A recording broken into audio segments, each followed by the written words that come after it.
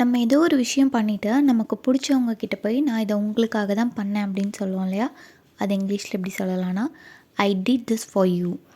I did this for you. I அப்படின்னா நான், this அப்படின்னா இதை, ஃபார் யூ அப்படின்னா உனக்காக, செஞ்சேன் அப்படின்னு சொல்கிறீங்க, ஆல்ரெடி செஞ்சிட்டிங்க. So it's a past tense, அதனால் டிட் யூஸ் பண்ணுறீங்க. I did this for you. இப்போ இந்த சென்டென்ஸ் பாருங்கள், அவள் எப்போவுமே இப்படி தானா அப்படின்னு கேட்போம் இல்லையா? அது இங்கிலீஷில் எப்படி கேட்கலான்னா, is she always like this. Is she always like this. She அப்படின்னா அவள், எப்போவுமே அப்படின்னா always.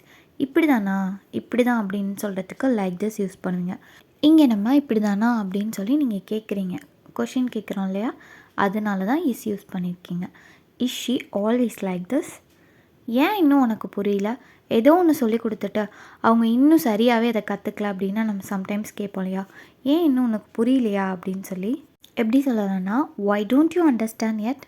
Y don't you understand it. Why அப்படின்னா ஏன், இன்னும் அப்படின்னா எட் யூஸ் பண்ணுவீங்க. உனக்கு புரியலையா அப்படின்னா don't you understand. Why don't you understand it அப்படின்னு கேட்கணும். அப்படி சொல்லாத, இது எப்படி இங்கிலீஷில் சொல்லலான்னு நீங்கள் சொல்லுங்கள். தேங்க்ஸ் ஃபார் வாட்சிங்.